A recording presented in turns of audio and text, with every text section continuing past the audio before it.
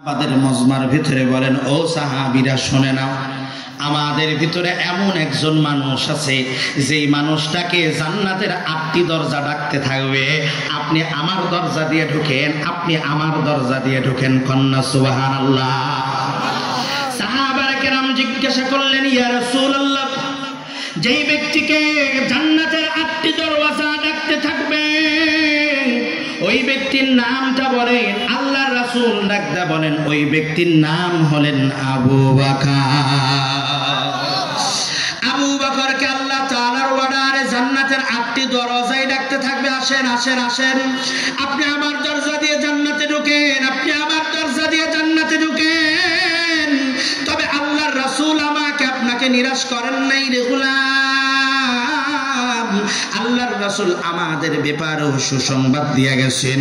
আল্লাহর রাসূল বলে, দুনিয়ার জমিনে 5 ওয়াক্ত নামাজের সময় ওযু করার পরে যেই ব্যক্তি বলবে আশহাদু আল্লা ইলাহা ইল্লাল্লাহু ওয়া আশহাদু আন্না মুহাম্মাদান আবদুহু ওয়া রাসূলুহু, ওযু করার পরে যেই ব্যক্তি কালেমা শাহাদাত পাঠ করবে, আল্লাহর রাসূল বলেন কিয়ামতের ময়দানে জান্নাতের 8টি দরওয়াজা ওই মানুষটিকে ডাকতে থাকবে।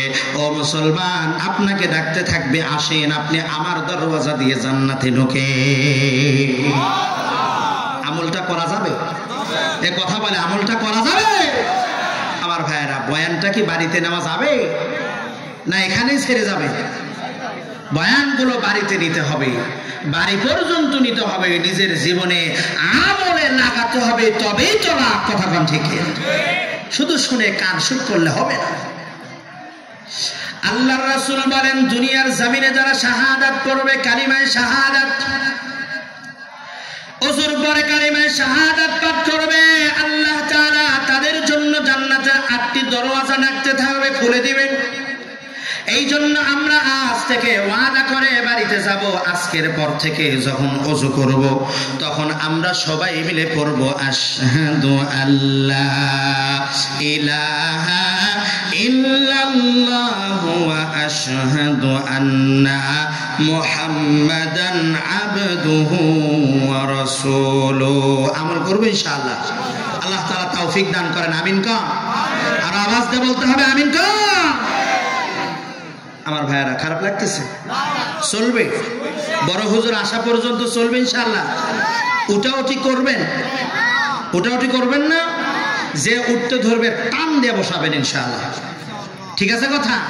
মাহফিলের ভিতর থেকে উঠা মানে বেয়াদবি করা। এই বেয়াদবি আমরা কাউকে করতে দেব? এদের উঠতে গেলেই বসায় দিবেন। আল্লাহ তাআলা আমাদের তৌফিক দান করেন, বলেন আমিন। আমরা জান্নাতের আলোচনা করছি। জান্নাতের নিয়ামত বলে বোঝানো সম্ভব না। আমার মতো হুজুর যদি তার জীবন ভর জান্নাতের আলোচনা করে আপনাকে বোঝায়, তারপরেও জান্নাত কি জিনিস বুঝে বলা সম্ভব? আল্লাহ তাআলা জান্নাতে এমন এমন নিয়ামত দিয়েছেন যেটা বলে বোঝানো সম্ভব নয়। আল্লাহর রাসূল বলেন, জান্নাত কেমন হবে? ও মুসলমান, আল্লাহর রাসূল ডাকতে বলেন, জান্নাতের নিয়ামতগুলো এমন ভাবে আল্লাহ তাআলা তৈরি করেছেন যে এই নিয়ামতগুলো মানুষের চোখ কোনোদিন দেখে নাই। আল্লাহ তাআলা জান্নাতের নিয়ামত এমন ভাবে তৈরি করেছেন যার কথা কোনো কান দুনিয়ার জমিনে শুনে নাই। আল্লাহ তাআলা জান্নাতের জমিনে এমন এমন সুন্দর নিয়ামত তৈরি করে রেখেছেন, দুনিয়ার মানুষের অন্তর কখনো কল্পনা করে জান্নাতের জিনিস নিয়ামত ভাবা সম্ভব না। আল্লাহ তাআলা এমন জান্নাত তৈরি করেছেন, ওই জান্নাতে আমরা যেতে চাই সবাই। ও মুসলমান, ওই জান্নাতে যাওয়ার জন্য তৈয়ার আছেন সবাই? ও মুসলমান, জান্নাতে যাইতে হলে দুনিয়ার জমিনে কোয়ালিটি দরকার। দুনিয়ার জমিনে কোয়ালিটি যদি না হয় জান্নাতে যাওয়া সম্ভব হবে না। আল্লাহ তাআলা কিয়ামতের ময়দানে উলামায়ে কেরামকে ডাক দিয়ে বলবেন, উলামায়ে কেরাম, জান্নাতে যাওয়ার জন্য প্রস্তুত হয়ে যাও। আল্লাহ তাআলা আলেমদেরকে অন্যান্য মানুষ মানুষের মাঝ থেকে আলাদা করবেন। আলাদা করার পরে আল্লাহ তাআলা উলামায়ে কেরামকে ডাক দিয়ে বলবেন, আলেম তোমরা শুনে নাও, আমি তোমাদের সিনার ভিতরে কোরআন হাদিসের জ্ঞান এই জন্য দেই নাই যে আমি আল্লাহ তোমাদেরকে জান্নাত জাহান্নামে দেব। আমি তোমাদের দুনিয়াতে আলেম বানাইছি কারণ আমি আল্লাহ আজকে তোমাদেরকে বিনা হিসাবে জান্নাত দিয়ে দিব। আল্লাহ তাআলার রাসূল ডাকদা বলেন, উলামায়ে কেরাম জান্নাতীরা যখন জান্নাতের দিকে যেতে থাকবেন, দুনিয়ার অন্যান্য জাহান্নামীরা জান্নাতের রাস্তায় দাঁড়ায় যাবে। যেমন দুনিয়ার জমিনে গরিবেরা ধনীদের রাস্তায় দাঁড়ায় যায় কিছু পাওয়ার আশা, জান্নাতীদের রাস্তার ভিতরে জাহান্নামীরা দাঁড়ায় যাবে। জান্নাতীদের ডাক দিয়ে বলবে, অমক, ও ভাই, ও চাচা, ও হুজুর, আপনি কি আমাকে চেনেন না? ওই যে দুনিয়ার জমিনে আপনাকে এক গ্লাস পানি পান করাইছিলাম, একদিন দুনিয়ার জমিনে আপনাকে ওজুর পানিটা আগায় দিয়েছিলাম, একদিন আপনার হাতের বোঝাটা আমি বহন করে দিয়েছিলাম। মুসলমান, আল্লাহর রাসূল ডাক দিয়ে বলেন, জাহান্নামীরা যখন জান্নাতীর সামনে তার পরিচয়কে তুলে ধরবে, সকল জান্নাতীরা মিলে জাহান্নামীদেরকে সুপারিশ করে করে জান্নাতের ভিতরে নিয়ে যাবে। মুসলমান, জান্নাতের ভিতরে যাওয়ার পরে আল্লাহ তাআলা আমার রাসূলকে ওয়াদা করেছেন, নবী গো, আপনার কোন উম্মতকে আপনি জাহান্নামে রাখবো না, আপনার কোন উম্মত চিরস্থায়ী জাহান্নামে হবে না, সকলকে আমি জান্নাত দান করব। সুবহানাল্লাহ কয় না? নবীর ওয়াদা, নবীকে আল্লাহ তাআলা ওয়াদা করেছেন, নবী গো, আমি আপনার কোন উম্মতকে চিরস্থায়ী জাহান্নাম দেব না।